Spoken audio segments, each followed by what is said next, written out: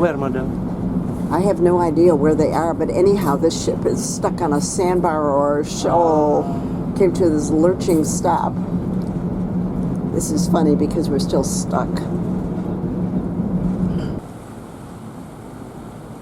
The bears are out there on the beach somewhere, but way too far away.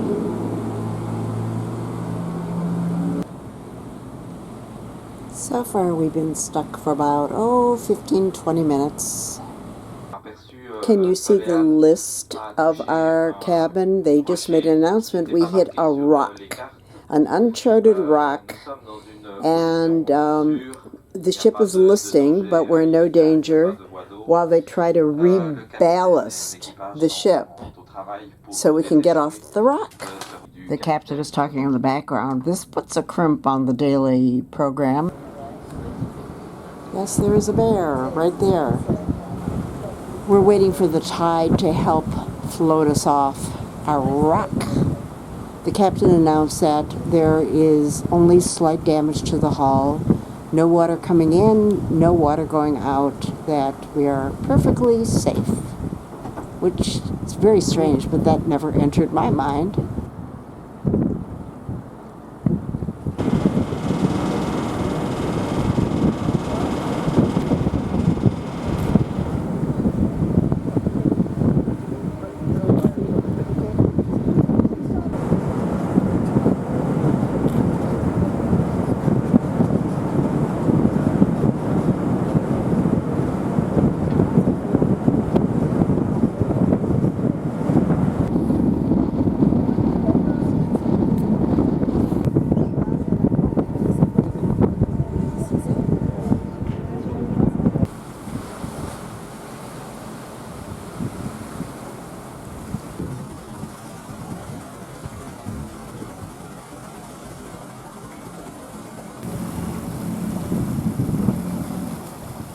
You can see the engineers keep circling,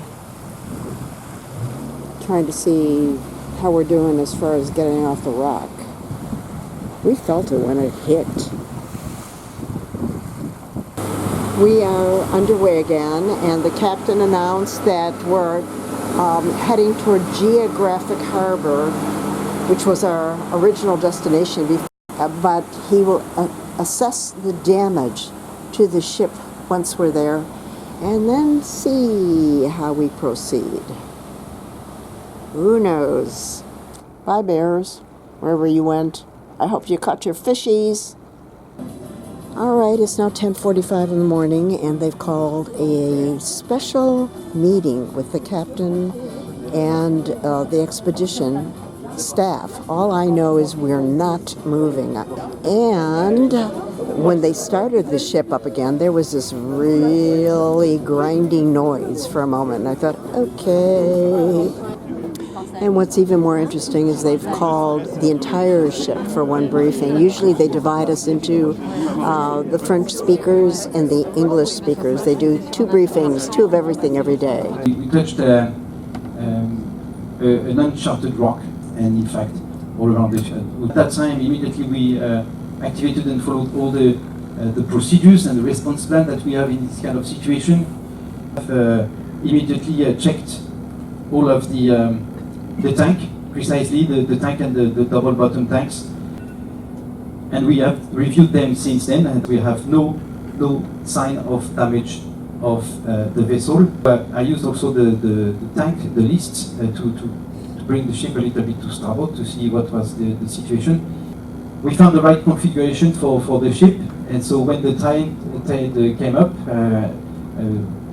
we got just enough of a right position so we could be freed.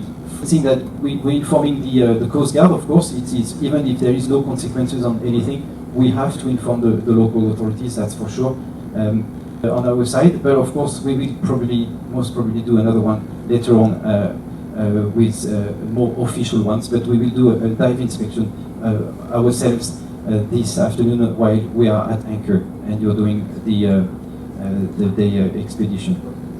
We are going to spend the day checking everything more in detail, and particularly with the dive inspection, we'll be able to to answer your questions tonight. Thank you, Christian.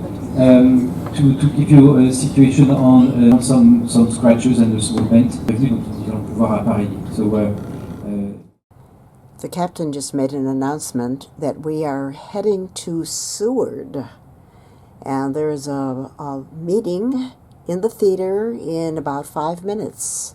So let's go see why we are going to Seward today, which is not on the itinerary. Seward is a city. We're heading towards Seward this morning, 11 a.m. This morning, and it's quite a nice arrival. I've been working most of the night, and with the collaboration of the technical department of the company, the Class Society, we informed also the Coast Guard, contacted a certified diving company to come inspect the bulbous bow, the forward part of the ship, and I'm pretty sure they will also inspect the rest. That's just natural. Precautionary measure in such circumstances, of course, to have a certified diving team to come and assess the situation. I've contacted a local tourist agent and in order to coordinate an activity for you this afternoon after lunch. For the moment, it's too early to tell you at what time we sail tonight. It will depend on the inspection of the divers, the repairs, if there are some to do, and also on all the paperwork and the reports that we will do after that to make sure that everything is fine to sail and we have authorizations to sail again. But basically, this is all occurring because we hit that uncharted rock yesterday, and who knows what's really going on, but safety first. And the Coast Guard and the authorities, the U.S. authorities, want their own set of divers to inspect the entire hull of the ship to make sure that it really is safe to continue sailing on this particular ship, which I have no problems with. So that is why we are going to Seward. There are docks there, so I am assuming that we do not need any of our boots or anything else, that somehow they're just going to manage to unload us. And what we will do, who knows? But I told Steve, get out the credit card, just in case. That may be Holgate Glacier out there. Lots of boat traffic. English briefing next, our turn. Well, here we are in Seward. Seward is a destination in itself. Many ships come, many tours come. Seward's located, and that's the Kenai Peninsula between the Gulf of Alaska and Cook Inlet on the other side. Anchorage is up there at the top. Looks very close to Seward, right? It's 120 miles away. We are going to have a briefing about what's going on with the state of our ship. And I'm looking at the slide. Tomorrow is July 4th, and I'm praying, please, don't tell me that we're stuck in Seward tomorrow also. A team of divers that are making some works under the hull. They are certified for this kind of jobs. Tomorrow morning we have a second team that is coming to do some works inside the bulbous bow. So we have a surveyor that has to come and certify officially the jobs from outside and from inside. As soon as we get the confirmation and the certification from this surveyor, the Coast Guard will give us the green light to sail. I'm expecting a sail away around 6 p.m. Tomorrow to Juneau and arrive on Saturday morning 6 a.m. in Juneau. Let's skip something. We do have to move that distance to get us to our flights. For tomorrow, we would like to, because we are in the proximity of this major national park, Kenai Fjords National Park, we'd like to give you sort of an exploration, an in-depth exploration of that park.